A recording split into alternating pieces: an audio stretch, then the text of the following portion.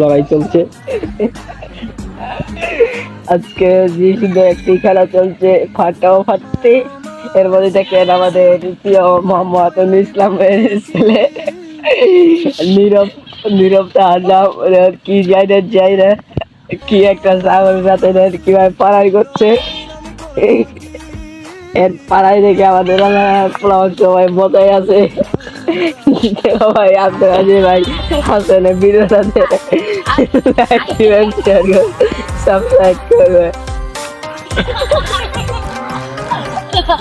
আসতে লাগিল